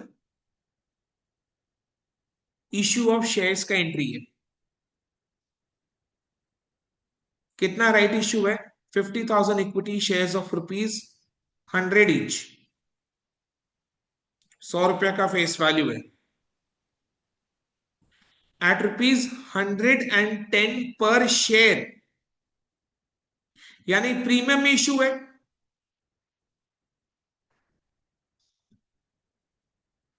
₹20 बीइंग पेबल, ₹10 प्रीमियम में इश्यू है। अभी जो 110 का इश्यू प्राइस है, ये इश्यू प्राइस कब कैसे मांगा है कंपनी ने? देखो, ₹20 बीइंग पेबल ऑन एप्लीकेशन, 20 रुपये एप्लीकेशन में, ₹35 including premium on allotment, and the balance on 1st January 2023। ठीक है, ध्यान से सुनना। हाँ, very important question, very very important. So नया इक्विटी शेयर्स इश्यू हो रहा है, 50,000 इक्विटी शेयर्स इश्यू हो रहे हैं। एक इक्विटी शेयर का फेस वैल्यू 100 रुपया है, इश्यू प्राइस 110 है, 10 रुपया प्रीमियम है। ये 110 रुपया का जो इश्यू प्राइस है, इसका अमाउंट कंपनी ने कैसे मांगा है? 20 रुपया एप्लीकेशन के टाइम, 35 रुपया अलॉटमेंट मनी, 35 में 10 रुपया प्रीमियम है, एंड 25 रुपया टुवर्ड्स कैपिटल है,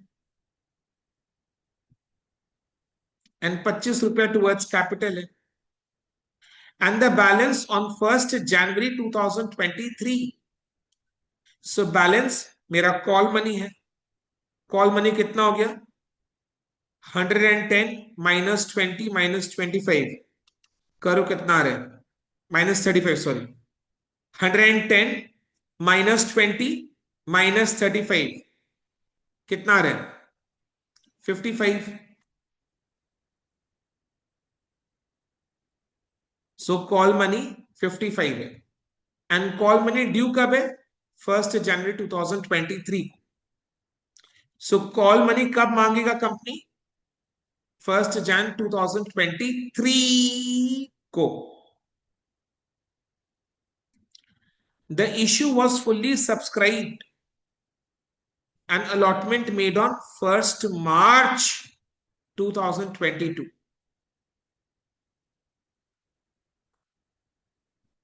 The issue was fully subscribed and allotment made on 1st March 2022।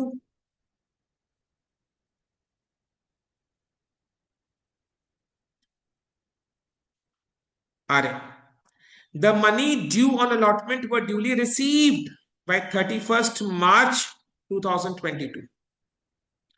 allotment money कब receive हुआ है? The money due on allotment were duly received on The money due on allotment were duly received by 31st March 2022। यानी allotment money कब receive हुए? 31st March 2022 तक receive हो चुके। अब थोड़ा डेट्स को समझते हैं। प्रेफरेंस शेयर्स का रिडेम्पशन कब करना है? 31 मार्च 2022 को। और रिडेम्पशन करने के लिए, in order to finance the redemption, company right issue कर रहा है 50,000 इक्विटी शेयर्स का। इश्यू प्राइस 110 है, 110 में से 20 रुपया एप्लीकेशन मनी, 35 रुपया अलॉटमेंट मनी, एंड बैलेंस 55 इस कॉल मनी जो 1st जनवरी 2023, कॉल मनी 2023, कॉल मनी 2023, यानी ये जो 55 रुपीज का कॉल मनी है इसका हिसाब अभी नहीं करना है। ये 1 जनवरी 2023 और उससे पहले तो 31 मार्च 2022 को रिडेम्पशन। तो कॉल मनी का हिसाब एकदम 2023 में होगा, 1 जनवरी 2023। तो अभी रिडेम्पशन के टाइम उसका हिसाब नहीं करना। क्या नहीं, क्या कंक्लूजन निकाले कि रिडेम्पशन के टाइम कॉल मनी का हिसाब नहीं करना। आगे पढ़ो। The issue was fully subscribe. 50,000 equity share issue किया था, 50,000 इक्विटी शेयर सब्सक्राइब हो गए। अलॉटमेंट कब हुआ? 1 मार्च 2022 को। फिर से एक बार याद करो, रिडेम्पशन कब करना है? 31 मार्च 2022। अभी जो नया इक्विटी शेयर्स इशू किए हैं उसका अलॉटमेंट कब हुआ? 1 मार्च 2022। 2022, 1 मार्च 2022, यानी रिडेम्पशन से एक महीना पहले।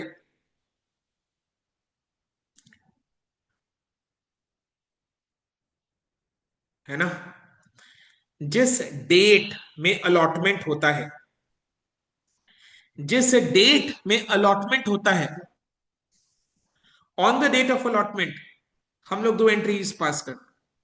नंबर वन, अलॉटमेंट का एंट्री। अलॉटमेंट का entry is share application account debit to share capital. दूसरा, अलॉटमेंट मनी ड्यू का एंट्री। अलॉटमेंट मनी ड्यू का entry is share allotment account debit to share capital to securities premium. So on the day of allotment, 1 March 2022, these two entries will be passed. Next क्या बोला? The money due on allotment were duly received. Allotment money पूरा receive हो चुका है। कब? Redemption के ठीक पहले,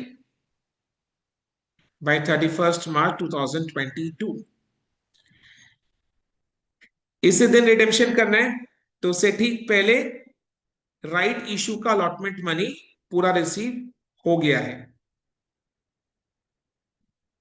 यानी रिडेम्पशन के डेट तक अपने को जो नया इक्विटी शेयर्स इशू है, राइट इशू, उसका application money and allotment money का ही एंट्री इस पास करना है, क्योंकि फाइनल कॉल 1 जनवरी 2023 को होगा।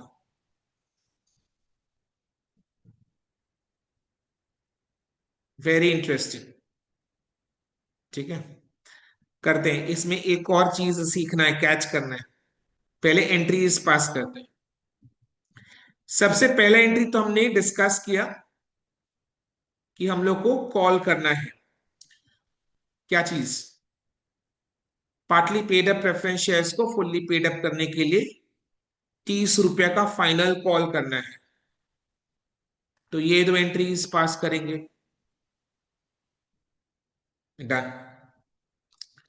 Then to finance the redemption, 50,000 equity shares का राइट इशू है। एप्लीकेशन मनी 20 रुपये। So bank account debit to share application account, equity share application account 50,000 into 20, 10 lakh। Bank account debit to equity share application account 50,000 into 20, 10 lakh। Application money receive करने के बाद shares allot करेंगे and allotment 1 March 2022 को हुए। तो इस date में दो एंट्रीज पास होगा। पहला, शेयर अलॉटमेंट का entry, share application account debit to equity share capital account, equity share application account debit to equity share capital account 1 March 2022। दूसरा, अलॉटमेंट मनी ड्यू का entry, equity share allotment account debit to equity share capital to securities premium. Allotment money 35 rupees का है, जिसमें से 10 rupees premium, 25 towards capital. So share allotment account debit, equity share allotment account debit 50,000 into 35 to equity share capital account 50,000 into 25 to securities premium account 50,000 into 10. Clear? ये भी 1 March 2022 को होगा. Then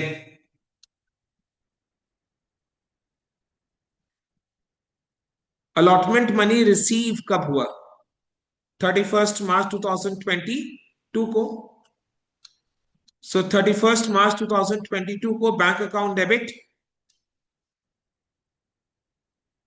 to equity share allotment account 17,50,000. Okay, now ये काम हुआ. ठीक है, अभी हम लोग कौन से डेट में आ चुके हैं?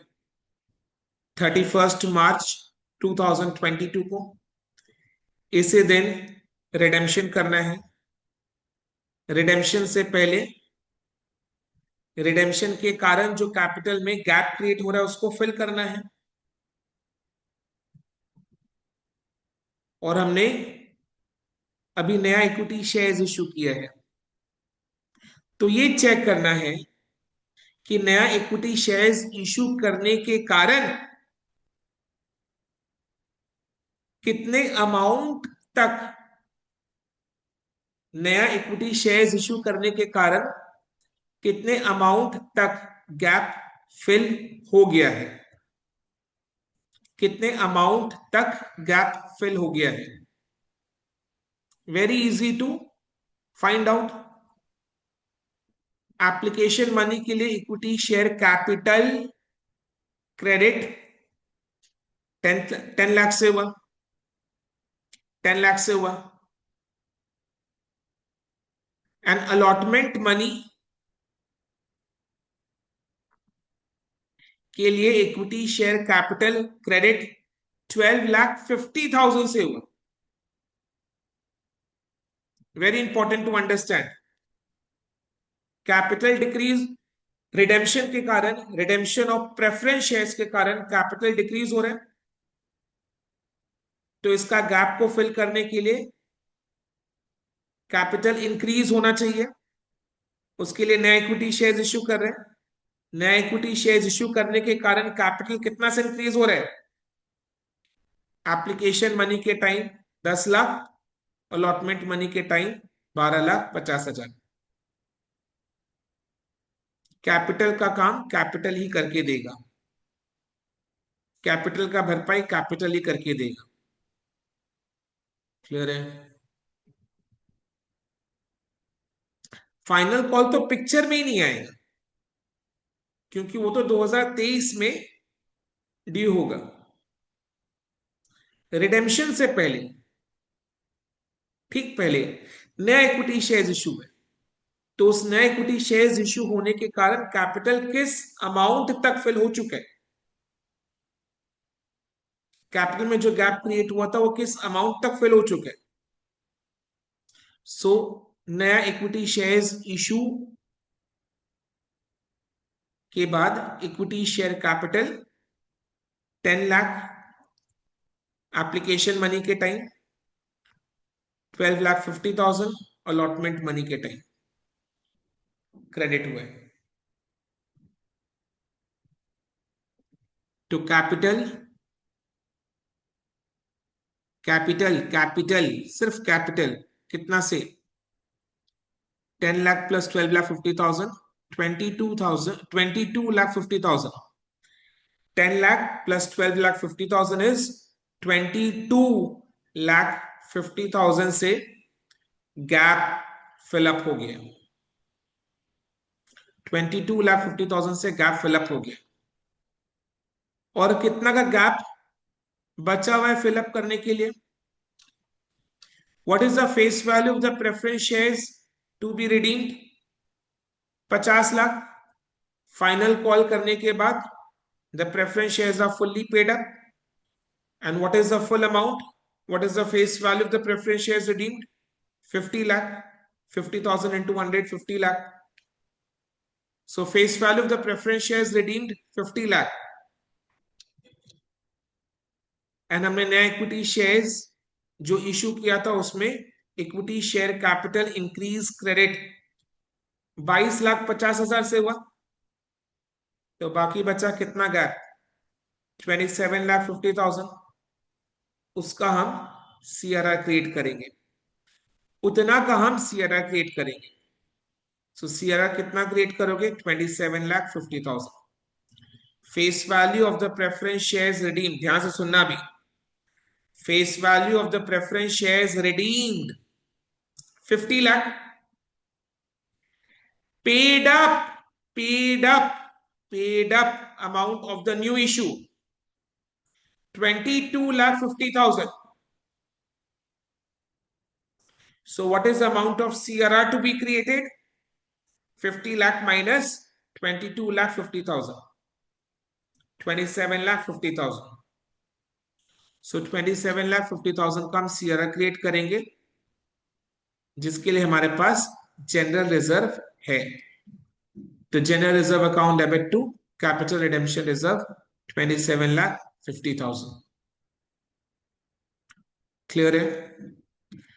देन हम लोग प्रेफरेंस शेयर्स को रिडेम्पशन के लिए ड्यू करेंगे, पेमेंट करेंगे, एंड प्रीमियम ऑन रिडेम्पशन को जनरल रिजर्व से राइट ऑफ कर देंगे। Statement of profit and loss इस क्वेश्चन में नहीं है, इसीलिए हमारे पास, क्योंकि statement of profit and loss नहीं है, तो हम premium on redemption general reserve से राइट ऑफ कर लें।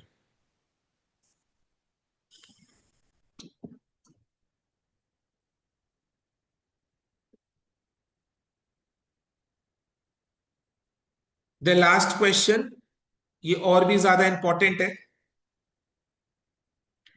ठीक है। With the help of the details in illustration 9, illustration 10 में आ जाओ। इलस्ट्रेशन 10 में क्या बोला है? With the help of the details in illustration 9 above, यानी इलस्ट्रेशन 9 का डेटा को यूज करना है इलस्ट्रेशन 10 के लिए। And further assuming that the preference shareholders holding 2,000 shares failed to make the payment for the final call made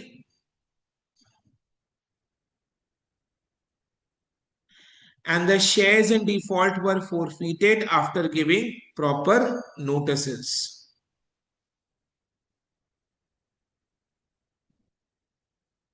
मतलब illustration 10 में क्या बोला? इलस्ट्रेशन 10 में ये बोला कि आप इलस्ट्रेशन 9 के पूरे डेटा को यूज करो, एंड सिर्फ एक हल्का सा चेंज है। हल्का सा चेंज ये है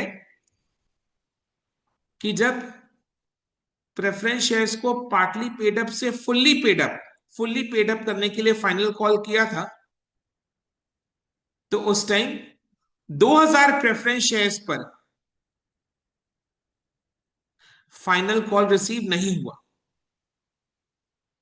एंड मजबूरन कंपनी को इन शेयर्स को फोरफीट करना पड़ा आफ्टर गिविंग प्रॉपर नोटिसेस। ठीक है, इजी है, बहुत इजी है। सबसे पहले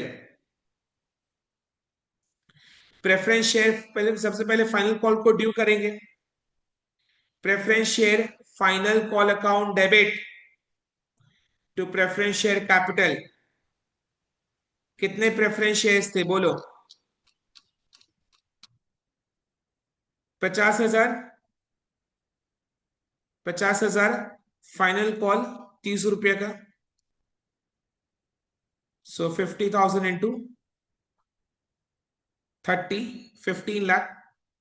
देन 50,000 प्रेफरेंस शेयर्स में से 2,000 प्रेफरेंस शेयर्स पर फाइनल कॉल रिसीव नहीं हुआ, तो उन 2000 शेयर्स के लिए calls in arrear account debit हो जाएगा।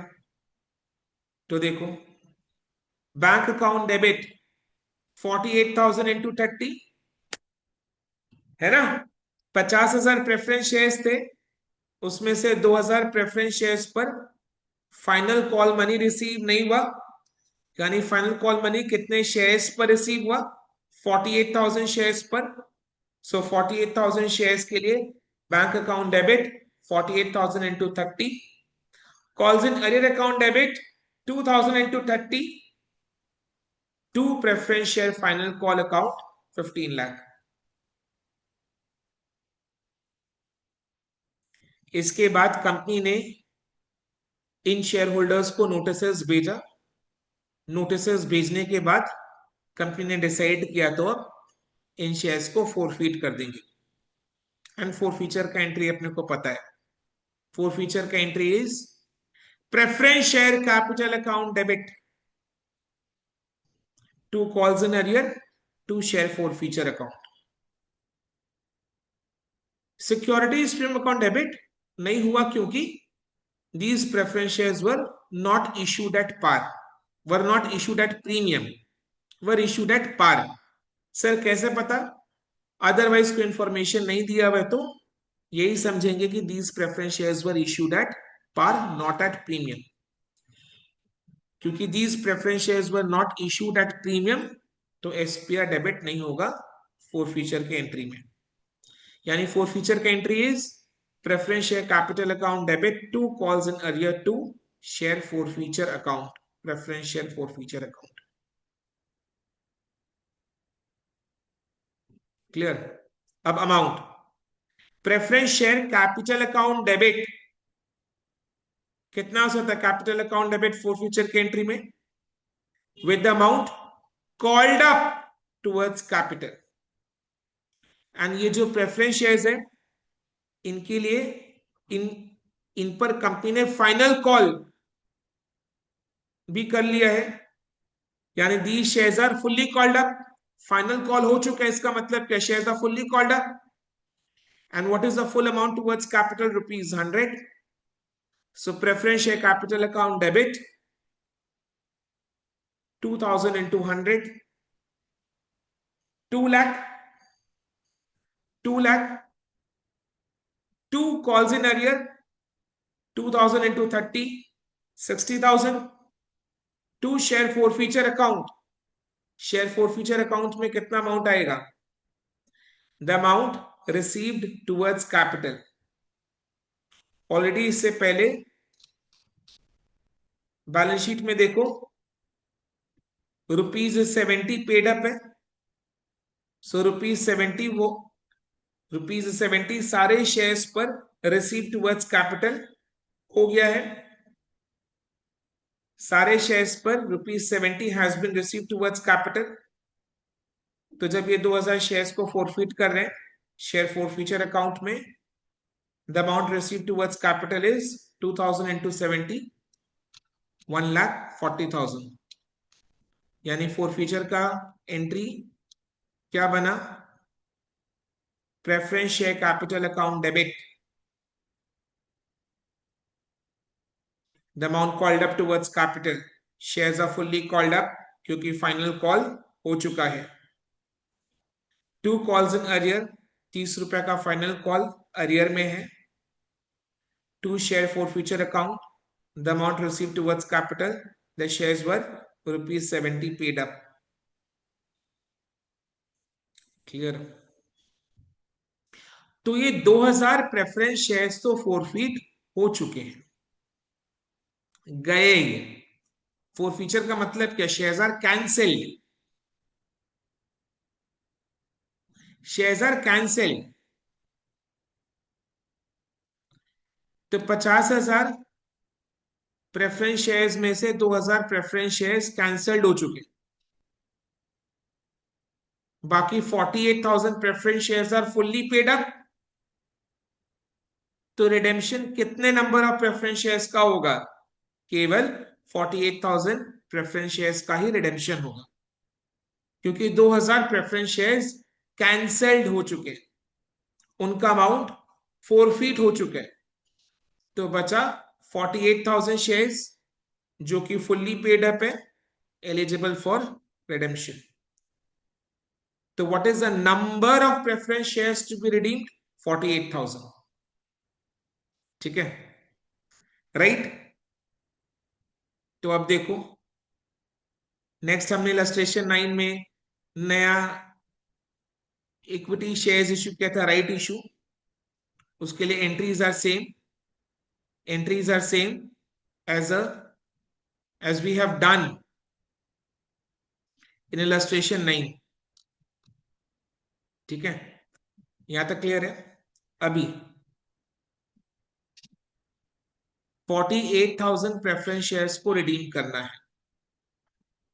What is the face value of the preference shares to be redeemed? 48 lakh,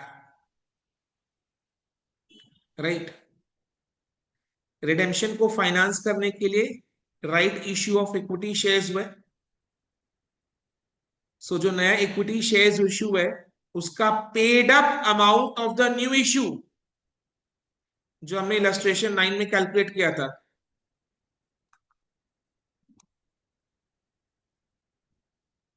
is 22,50,000।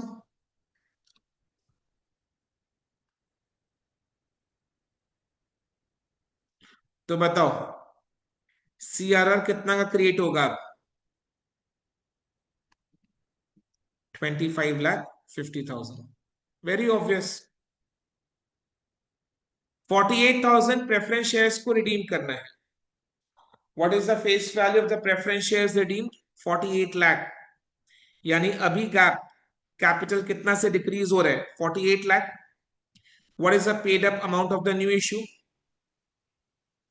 22,50,000। So what is the amount of CRR to be created? 25,50,000. General reserve account debit to capital redemption reserve 25,50,000.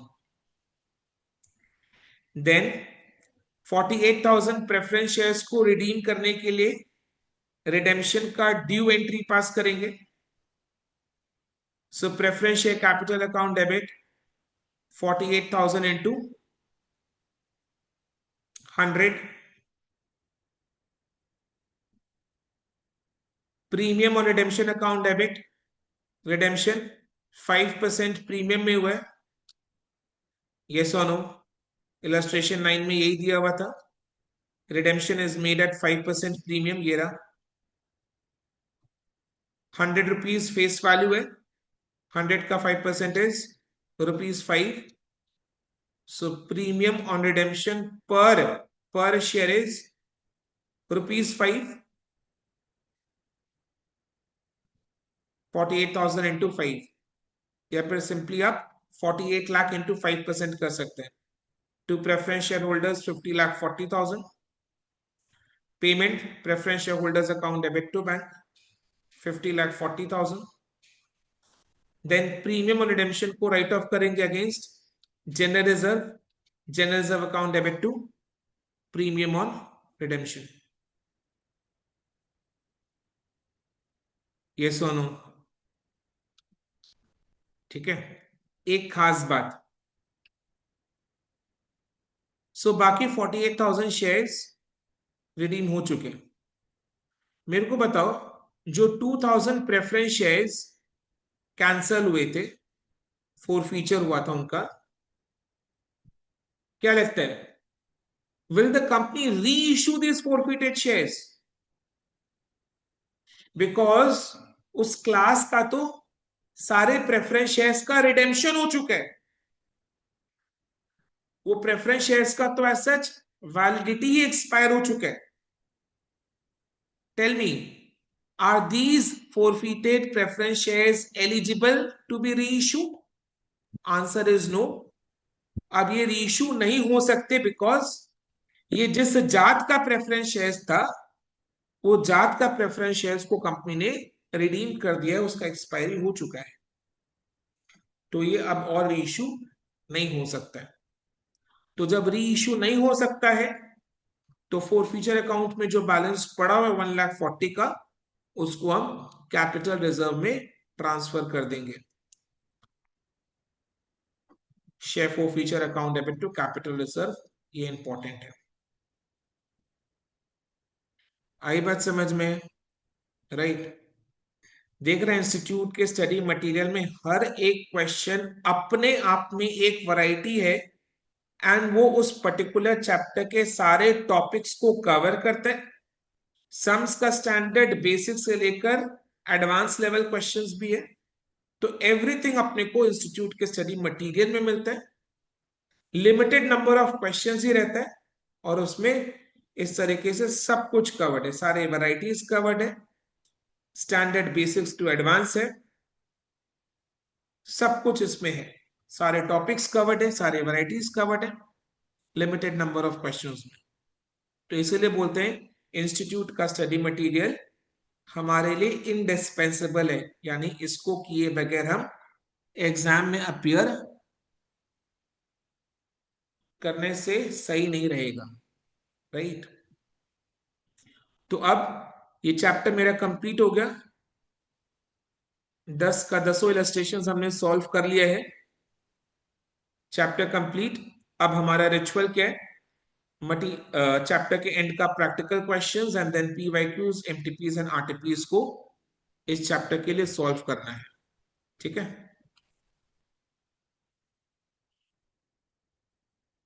है ना? समझ में आया ना? Completely समझ में आया? कोई भी डाउट है? No clear sir. है? क्लियर है। ठीक है। So redemption of preference shares complete. चलो then, thank you so much and bye, take care.